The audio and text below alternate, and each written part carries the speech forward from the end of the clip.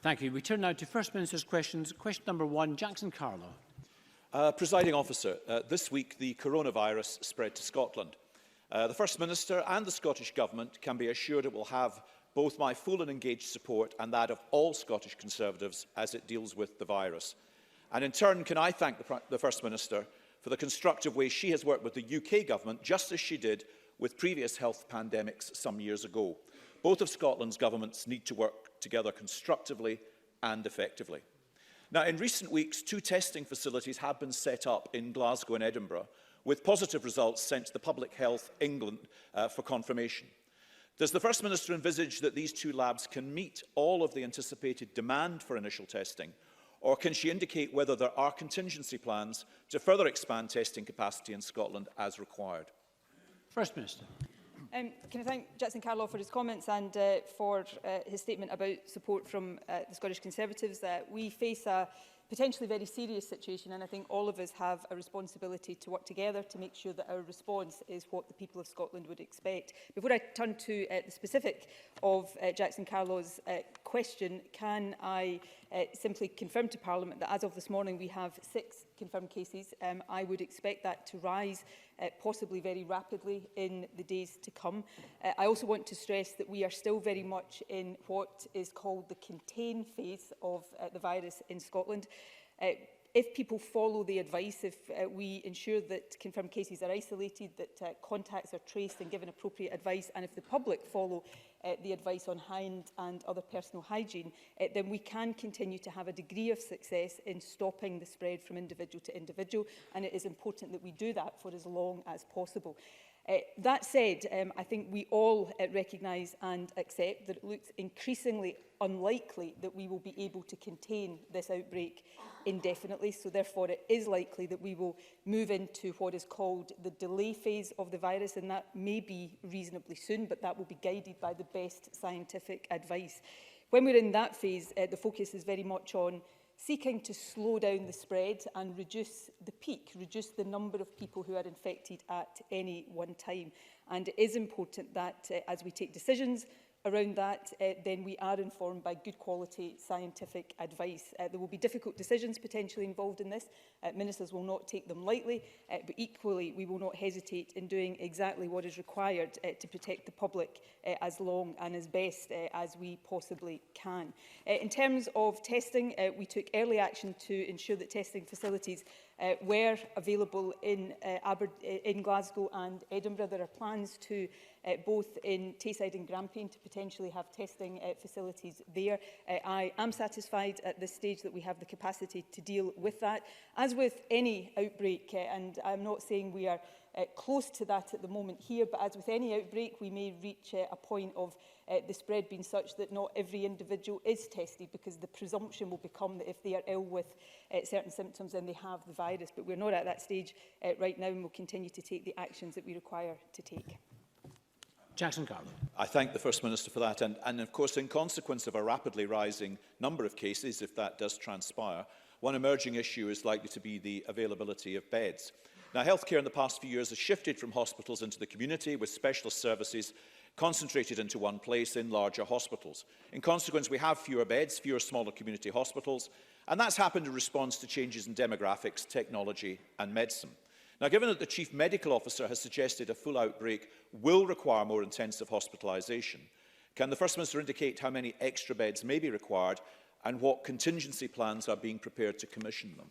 First Minister. Well, in terms of numbers, that is amongst the things that we are currently assessing and will assess on an ongoing basis. I think it would be premature to give numbers on that right now, but it is likely that we will need increased facilities for hospital care, including intensive hospital care, but also be prepared to treat more people in the community who can be treated in the community in order to ensure that our hospital capacity is there for those who need it most. The NHS has well-established escalation plans in place.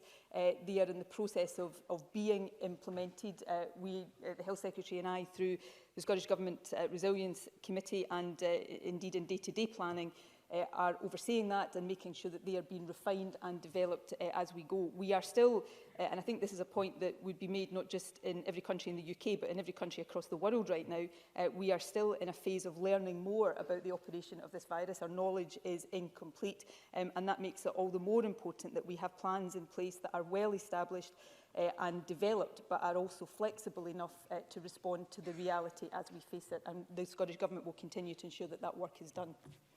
Jackson Carlo. Yep, again, I thank the First Minister for that response. Now, we know from previous outbreaks of pandemics that protecting our own dedicated health workforce will be essential. However, staffing in the NHS is already under significant pressure. It is, after all, the end of winter, with staff already sprinting to stand still. Now, the UK Government has announced that they intend to recruit retired doctors and nurses to augment and support the health service in England and Wales. Can the First Minister advise whether a similar initiative will now progress in Scotland and how this will be achieved if required? First Minister. Well, firstly, can I take the opportunity, and I'm sure it will be echoed across the chamber, to pay tribute to our frontline NHS staff. We do that each and every day, but at times like this, the pressure and demand on them increases, and we are all appreciative of the work that they do. I visited NHS 24 in Clydebank yesterday, who of course are amongst our healthcare workers who are at the sharp end of that increased demand. We have record numbers of people working in our NHS in Scotland. They work incredibly hard and under incredible pressure, but nevertheless the numbers have been increasing. We also have more staff per head of population than other parts of the UK, so that is not to diminish the pressure they are under now or will be under, but that is an important foundation. Of course, we are also looking at contingency plans to encourage and ask those who are recently retired from the National Health Service to come back if that is required. We are obtaining lists of retired healthcare professionals from, for example, the Royal College of Nursing, the Royal College of Midwives. We're looking to get that from the General Medical Council as well. So these plans are underway. What I would say in terms of seeking to assure the public, I think it's, and this was an approach that I thought was very important during the swine flu pandemic just over a decade ago, it's very important to be frank and honest with the public and give as much information as possible, but also to seek to reassure the public that while this is a serious situation being taken seriously, there are well-established plans in place and they are in the process of being implemented.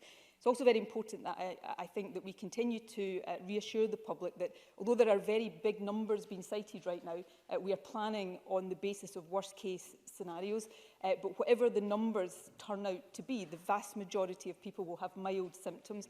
And part of our focus in seeking to reduce the number infected at any one time is to minimise as much as possible the impact on society and in particular the impact on our National Health Service. And that's the basis on which we'll continue to take our planning work forward. And Jackson Carlo. Yeah, and finally, on that very reassurance point, as we've seen from the development of the virus in other parts of the world, it's the most vulnerable groups that could be most susceptible. Now, without in any way wishing to be alarmist, many people watching who are going through cancer and other treatments with compromised immune systems will clearly be concerned. Has the First Minister considered how we offer specific reassurance and target resources at that most vulnerable group, who obviously will be inevitably particularly affected and concerned? First Minister. Well, I know the public generally will have a degree of anxiety right now, reading what they're reading in the newspapers, watching what they're watching on the television, but that will be heightened for those who already suffer vulnerabilities, whether they are health vulnerabilities or the vulnerabilities that come with age. And it's important, I think, generally, going back to the point I made earlier on, that all of us as politicians, and I as First Minister take this responsibility very seriously, that we are frank and honest with people, but that we don't seek to sensationalise, and that we also base our decisions on good quality scientific advice, not on reasons of political expediency, and I think that's important for all of us. In order to reassure people in those groups, though, I would again talk about the importance of the containment phase. We may not be able to contain this virus indefinitely, but every day we manage that, and every week we manage that, taking a potential future peak out of the winter period and into spring and summer, then we help to reduce the impact. So the message is right now to all of us to wash our hands properly, to ensure that we follow the advice of what to do when we cough and sneeze. I'm very aware that politicians telling people how to wash their hands sounds patronising, but it is really, really important. All of us, those of us who are healthy, doing that helps to protect those who are more vulnerable, but also in all of our planning for potential escalation, making sure that we are targeting resources to the most vulnerable is absolutely at the top of our priority list. So I do appreciate from across the Chamber the support as we take forward these plans. I will say again that I think this is a potentially very serious situation, but we are not powerless in the face of this. There are many things we can do and will do to reduce the impact of this as much as possible, and that's what I am very, very focused on as First Minister, as is the Health Secretary and indeed the entire government. Thank you. Question number 2, Richard Leonard. Thank you, Presiding Officer. And can I begin by reminding members of my register of interests and, in particular, my membership of the GMB Trade Union. Presiding Officer, the first thoughts of all of us are with those patients diagnosed with coronavirus COVID-19.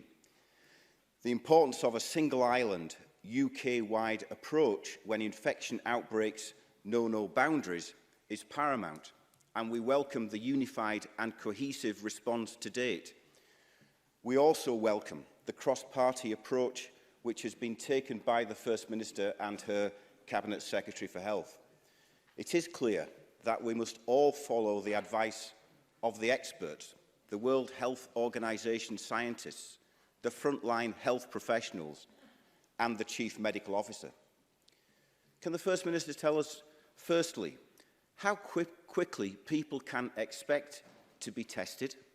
And secondly, what steps are being taken to train and equip staff who will be involved in community testing? First Minister. Well, people can expect to be tested very quickly if they contact the National Health Service and if they fit the case definition, which has changed and will undoubtedly continue to change.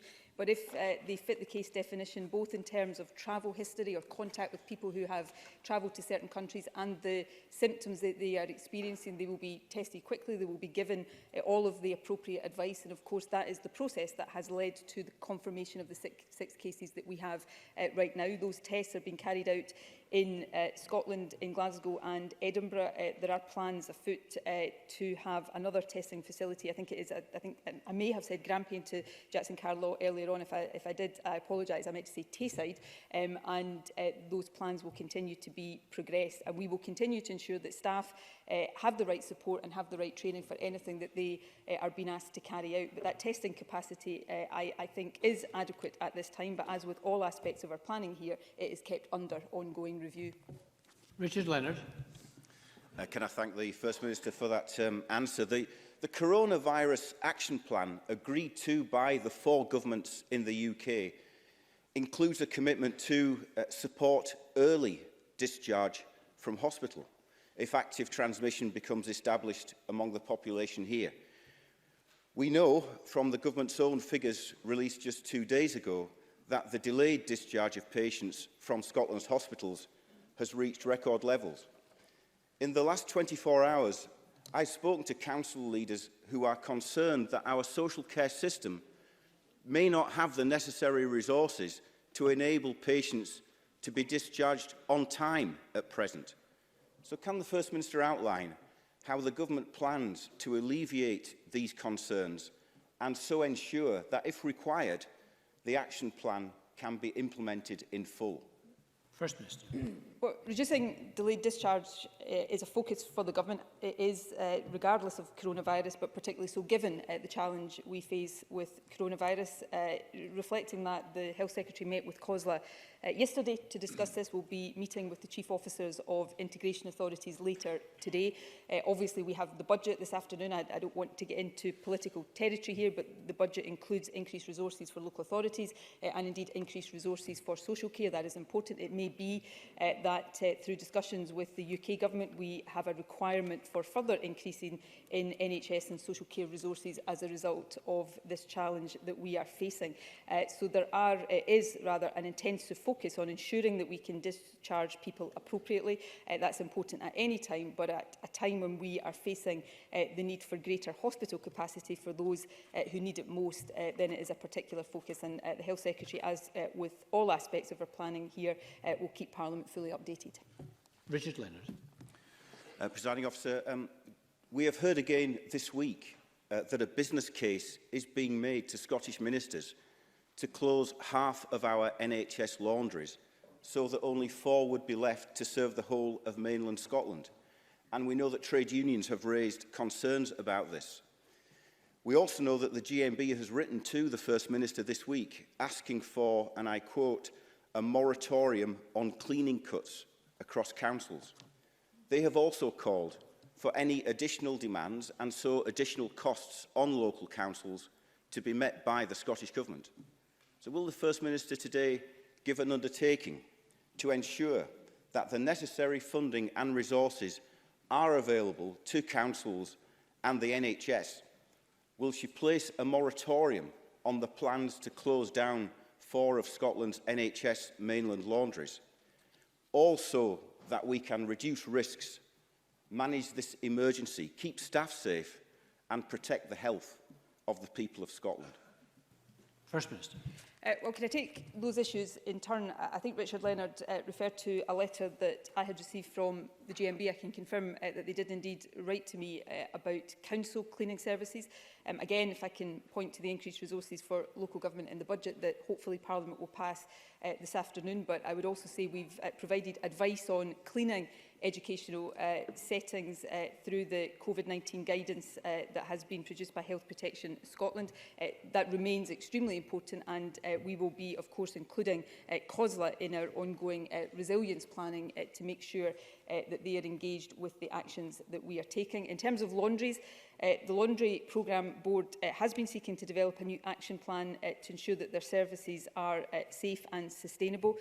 No proposals relating to this have come to ministers to consider. We have been waiting on NHS Chief Executives to review the business case. Of course, the final decision will be taken by the Cabinet Secretary for Health, and she has already said, I think, but if not, I will say it today, that the current and emerging situation with coronavirus will be very much a factor in deciding the best way forward for this. So there will be no plans approved by the Scottish Government that we think in any way puts at risk the steps that we have to take to deal with this situation. On the question of resources, I've made points about the budget we are going to pass for the next financial year today. But of course, when that draft budget was put together, we did not have all of the information we have now in terms of coronavirus. I think it is almost inescapably the case that we will be required to provide additional resources to health and to social care and perhaps to other parts of our public services and indeed businesses and individuals who are dealing with this challenge. Clearly, the Scottish Government budget is fully committed and we will require to have discussions with the UK Government ahead of and no doubt after the budget, the UK budget next week, to make sure that those decisions are taken in an appropriate way. And again, as with all aspects, we will keep Parliament duly updated on all of that. Thank you very much. We're going to have a few supplementary constituency questions. The first from Annabel Ewing, to be followed by Gail Ross. Annabel Ewing. Thank you, Presiding Officer. Given the further unplanned elevated flaring by Exxon at Mismoran this week, just a few short weeks after the last major incident, the First Minister will understand how weary my constituents are of the whole thing. Does the First Minister agree that we have moved beyond the final warning issued by SEPA last year and that all necessary steps must now be taken as a matter of urgency by the regulator and by the operator, failing which the licence to continue to operate must surely be brought into question? First Minister.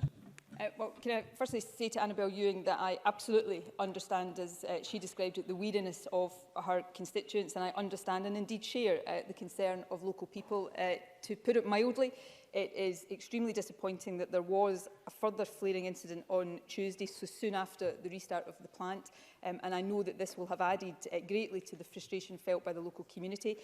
SEPA shares that disappointment and are urgently seeking detailed information on this latest incident.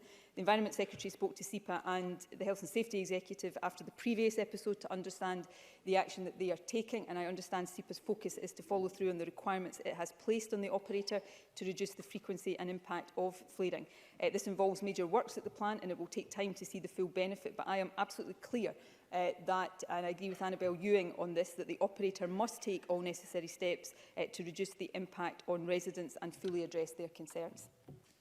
Gail Ross, to be followed by Bob Doris. Gail Ross. Thank you, Presiding Officer. The First Minister will be aware of the situation with Flybe going into administration.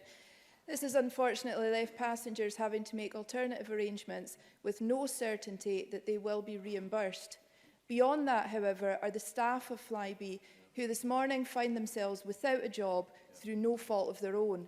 Can the First Minister give an indication of what engagement the Scottish Government has had with the airline about the kind of support that will be made available to these staff? First Minister. Well, can I share Gail Ross's sentiments about the collapse of Flybe, but in particular I want to echo her comments about the staff. My thoughts are very much with all of the employees. We understand Flybe has around 300 direct employees at its bases in Edinburgh, Glasgow and Aberdeen, but to everybody who was employed by Flybe, my thoughts are with them. The Scottish Government will do everything we can to support employees. If employees are facing redundancy, we will provide support through our PACE initiative. Of course, we hope that other airlines will seek to employ former Flybe staff. If I can perhaps just say a word or two about the broader impact. Paul Wheelhouse touched on some of this before First Minister's questions, but we are hoping that connectivity will be maintained by other airlines. For example, Loganair will move to operate several former routes, including connections to Manchester, Belfast and Southampton, and I know they plan to start operating these routes as soon as possible. Later this month, EasyJet will begin new routes between Edinburgh and Glasgow and Birmingham. I should stress, and I think it's important to stress, that no Scottish island routes are affected because these are operated by Loganair, not Flybe. And the Aberdeen-Wick route has been mentioned, and it is operated by Eastern Airways. That was under a franchise agreement with Flybe, but Eastern Airways has confirmed that they intend to continue to operate the route. So this is a serious situation, particularly for the staff, and the Scottish Government will do everything we can to support them. And Bob Doris. Presiding Officer, universal credit claimants who are unwell or self-isolate as a result of coronavirus must update their online portal and provide medical evidence by day 8 if they miss an appointment or cannot fulfil their claimant commitment. It is unclear how medical evidence can be secured when self-isolating, and there is concern over how claimants who have caring responsibilities as a consequence of coronavirus will be supported. This will not be easy for DWP staff either, Presiding Officer. First Minister, will the Scottish Government make constructive representations to the UK Government to ensure that universal credit claimants will not be sanctioned or otherwise in detriment due to coronavirus? First Minister. Yes, absolutely, and we will continue to make those representations to the UK Government. In my view, the DWP must review its guidance now and provide clear information to everybody that they will not be sanctioned if they can't meet their claimant commitments, if they're following health advice to self-isolate for a fortnight or are caring for people with coronavirus. I'm aware that the UK Government has advised workers without statutory sick pay to claim universal credit if their work is disrupted, but of course waiting 5 weeks for a payment or accruing debt through an advance is not really acceptable. So I hope the UK Government will initiate immediate hardship grants for people in this situation. The Scottish Government is also looking at what we can do to have contingency funding for people who are in that kind of position. We simply can't have people feeling that they must work against medical advice because the welfare system is not meeting their needs. The social security system should be a safety net for people when they need it. But in this instance, of course, the actions of individuals have an impact on wider health. So it's really important that these changes are made and that they are made quickly. Thank you. Question number 3, Alison Johnston. The Scottish Greens are wholly committed to working with the Scottish Government and with other parties as we face the challenge of the coronavirus, and I very much appreciate the ongoing briefings provided by the Cabinet Secretary and the Chief Medical Officer at this very busy time. This week, the skies over Fife were ablaze from flaring at ExxonMobil's plant at Mossmorran. This light pollution affects communities up and down the east of Scotland, and for the people living in the shadow of this fossil fuel relic, their lives have been made a misery. NHS Fife has said that the plant has a direct impact on the health and well-being of people there. My colleague Mark Ruskell has repeatedly asked for ministers to visit the communities who are suffering, but the Scottish Government has refused. The Greens have also called for an independent inquiry into the future of Mossmorran. So will the First Minister finally agree to these simple requests, or is she too close to the fossil fuel industry to hold them to account? First Minister. I think this is a really serious situation, and I think the tone of that question probably doesn't do justice to the seriousness of it. Can I remind Alison Johnson that, as far as I understand it, SEPA, which is an independent regulatory body, is now focused on concluding an ongoing criminal investigation to an evidential standard and are continuing to scrutinise different actions. There are ongoing regulatory investigations, so that the combination of these things mean that it is incumbent on ministers to be very careful that we do not act in a way that could undermine that in any way, shape or form, or prejudice it in any way.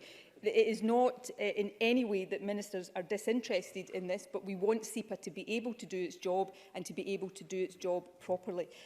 As I said to Annabel Ewing, who has been assiduous in raising this on behalf of her constituents, I am extremely concerned about the situation, and I understand the concerns of local residents. It's important that SEPA continues to take the action it thinks it's necessary, and it's important that the operator takes all necessary steps to reduce the impact on residents and address these concerns. And I hope that all members across the chamber would accept the importance of allowing all of these processes to take place properly. Alison Johnson. With the greatest of respect, First Minister, expressing disappointment doesn't help people in this area sleep at night. It doesn't do justice to the seriousness of the situation. The First Minister mentions the Scottish Environment Protection Agency. Let me read SEPA's response.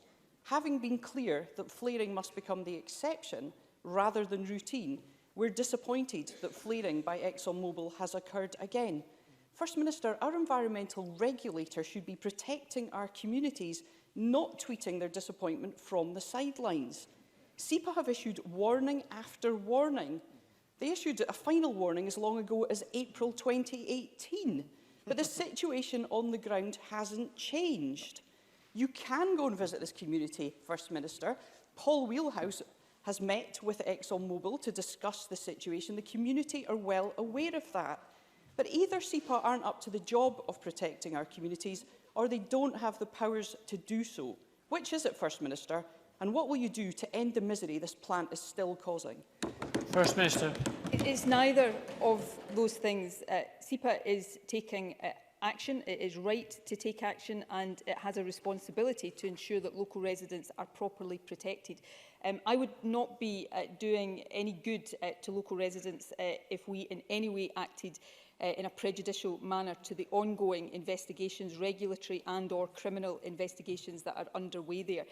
My interest is in making sure this issue is addressed, that it is addressed properly and safely, and is addressed for the long term. And as First Minister, that's what I'm going to make sure the government focuses on. Thank you. We've got some further supplementary questions. James Kelly to be followed by Maurice Corrie. James Kelly. Thank you, Presiding Officer. I've been approached by a number of members of the Fire Brigade Union who are concerned at the breakdown of talks between the FBU and the Scottish Fire and Rescue Service on the latest pay and conditions proposal. Due to pressures on the health and social care budget, firefighters have been asked to take on additional duties to deal with trips, slips and falls, and also medical emergencies. Understandably, they have rejected the latest offer as it is inadequate to meet the enhanced responsibilities. Firefighters operate in very difficult circumstances and deserve to be treated fairly and properly. Can I ask the First Minister if she accepts that firefighters are due a fair settlement, and if the Government will take immediate action to ensure that the Scottish Fire and Rescue Service return to the negotiating table immediately to resolve the dispute? First Minister. Well, of course, the transformation plans are not about cuts to services. It's about reflecting the modern role of our firefighters who do such an excellent job across our country. Following extensive negotiations between the Fire Service and the FBU over the last 2 years, an offer was made in November, which has now been rejected by the FBU. Paying conditions of firefighters is a matter between the employer and the FBU. We had hoped a deal could be reached in Scotland that would have given firefighters a fair pay award, for which the Scottish Government was providing the funding, for broadening their role to enable the service to respond to changing risks and to do more to keep communities safe. And I should say Scotland is actually the only part of the UK that has offered additional funding for expanding the role of firefighters. So I hope that negotiations continue. It's for the fire service to decide how these should continue, but respecting and valuing the role of our firefighters is the absolute priority in all of this. Maurice Corrie, to be followed by Pauline McNeill.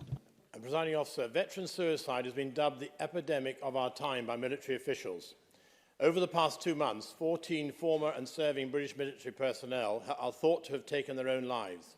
It is likely that many of these 14 individuals suffered from delayed onset of post-traumatic stress disorder.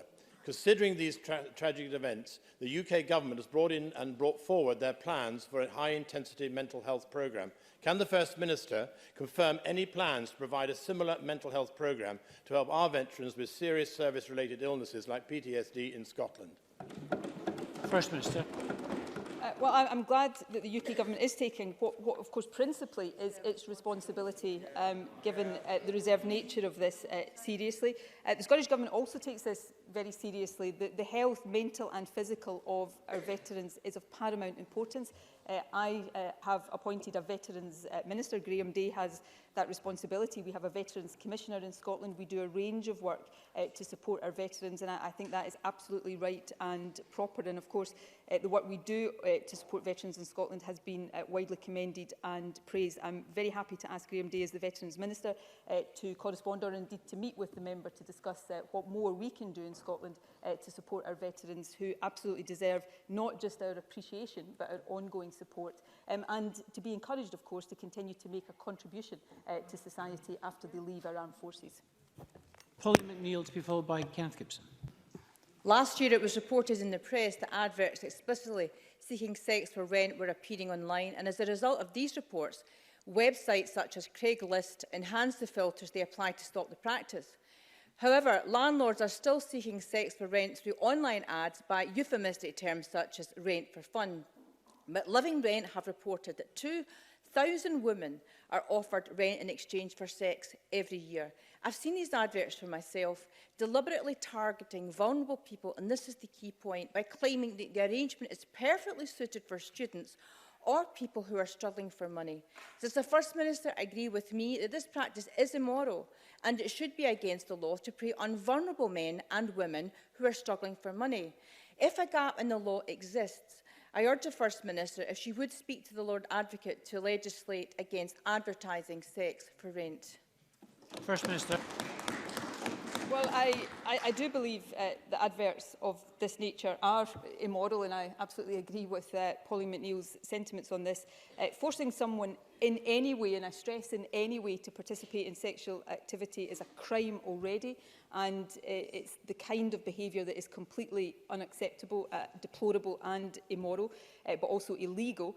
Where evidence exists, it is for the police to investigate that and for the Crown Office to decide whether to prosecute. I'm sure the Lord Advocate will pay attention to the specific request that Pauline McNeill has made, although the issue of whether or not there needs to be and should be further legislation would be a matter for this Parliament to take, not for the law officers to take. In terms of the practice, we have already taken action to seek to very directly challenge this practice. Kevin Stewart in 2017 wrote to the online platforms, including Craigslist and Gumtree, to draw their attention to the unacceptability of it. Gumtree responded. Disappointingly, Craigslist did not respond, although I understand they have discontinued their personals section. But either way, this is unacceptable behaviour. It needs to be dealt with criminally where that is appropriate. And I think all of us should join together to make any company engaging in this absolutely aware of how unacceptable Parliament finds it. Kenneth Gibson. First Minister, as you will know, this is Endometriosis Awareness Week in Scotland.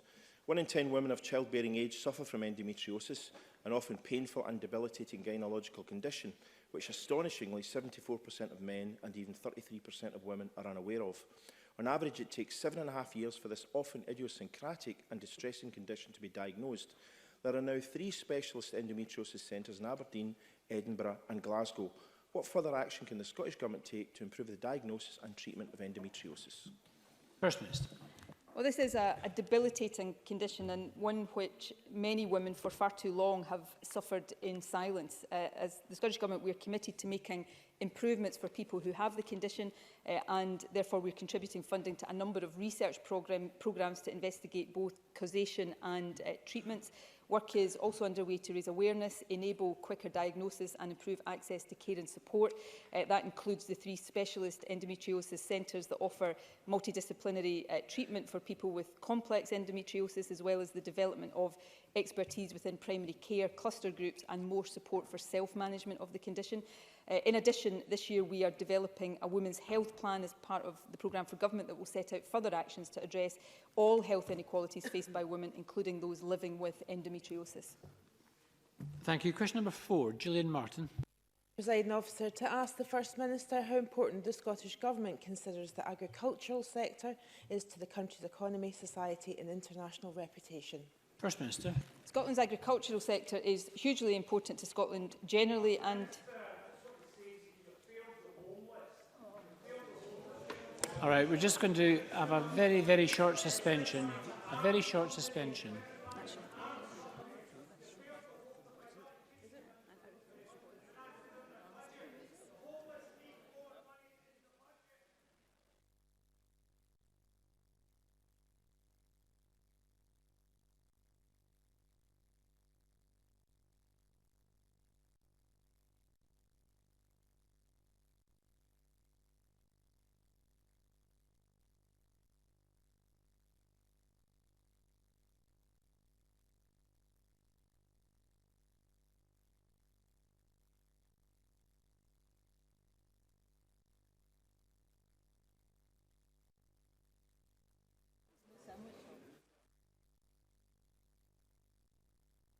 Parliament can resume now. First Minister, had you finished that answer or should we go to the supplementary question? I hadn't even started it. You hadn't started it, okay. If you can remember the question, First Minister. Scotland's agricultural sector is hugely important to the country as a whole and to our rural economy in particular. Farmed produce makes a significant contribution to our food and drink success story, which reached record turnover levels in 2018. Farming also helps shape our landscape, helping to make Scotland a destination of choice for many international visitors.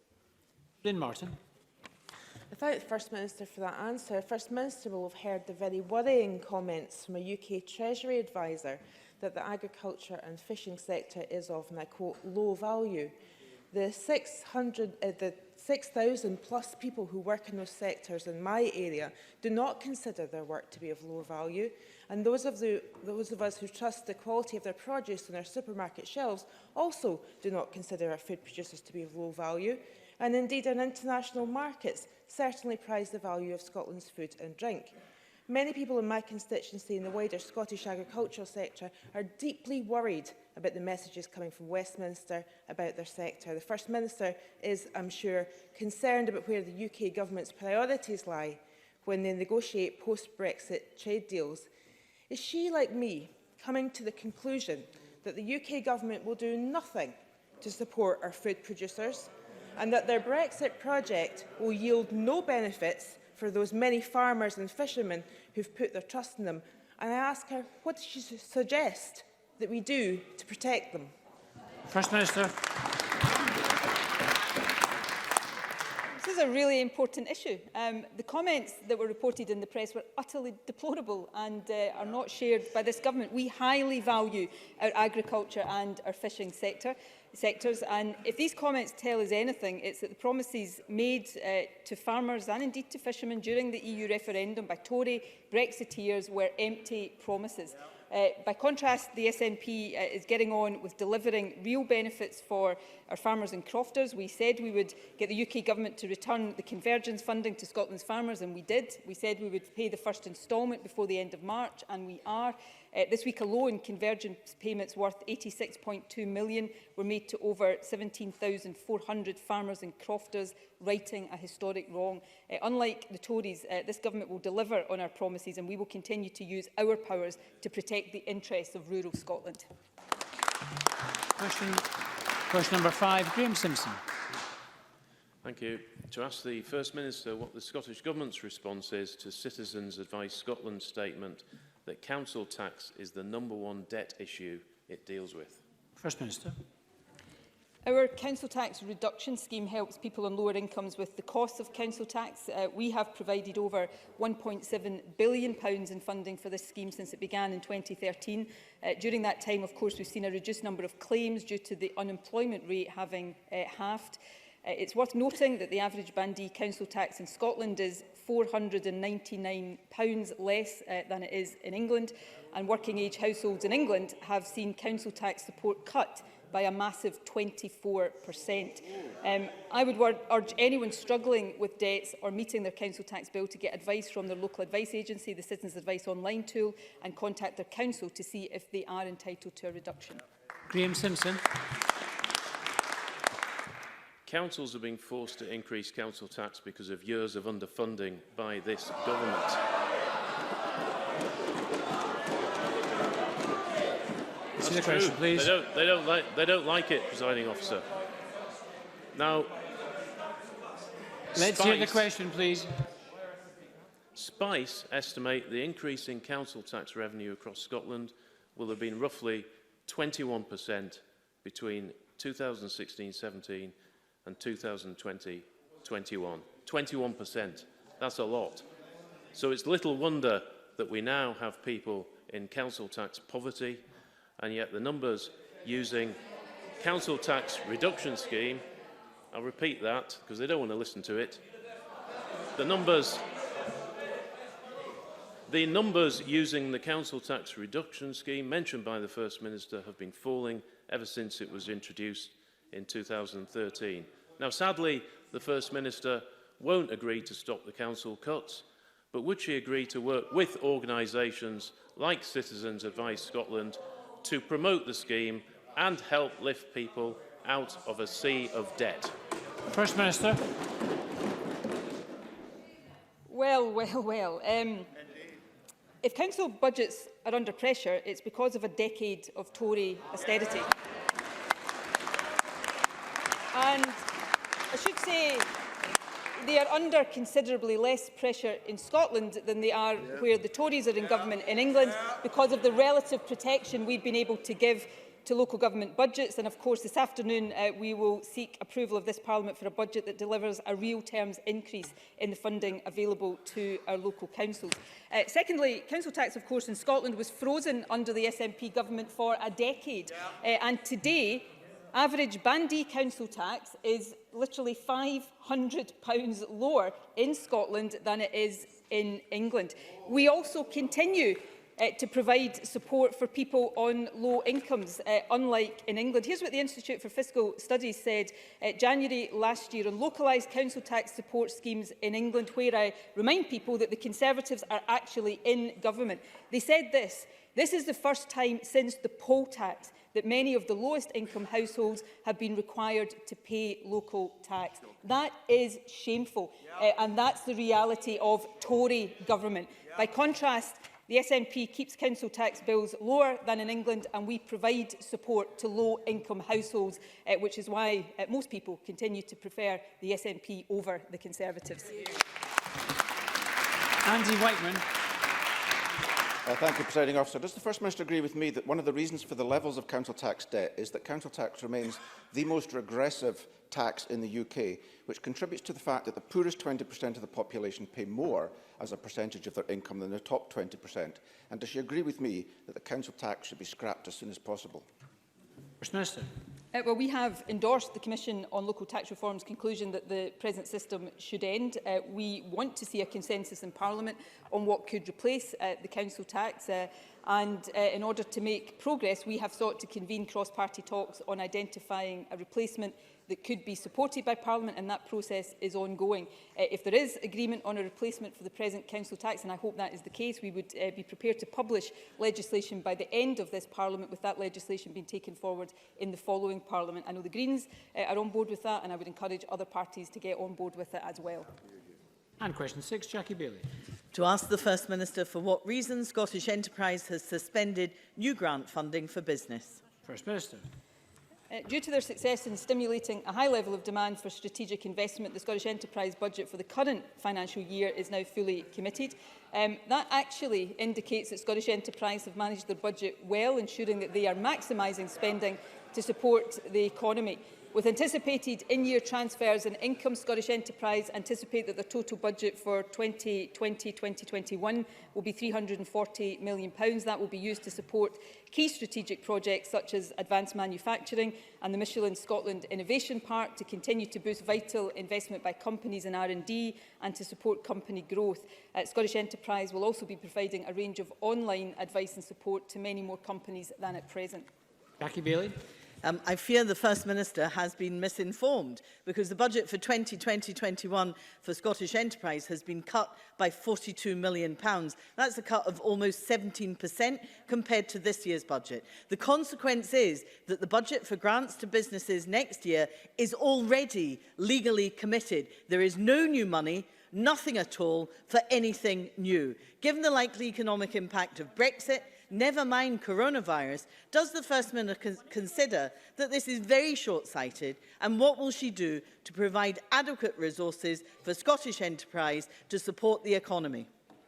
First Minister. Well, of course, we're supporting sustainable and inclusive economic growth, and we're doing that with a 13.8% increase in our overall economic development budgets, which includes Scottish Enterprise, Highlands and Islands Enterprise, South of Scotland Enterprise, and of course the new Scottish National Investment Bank.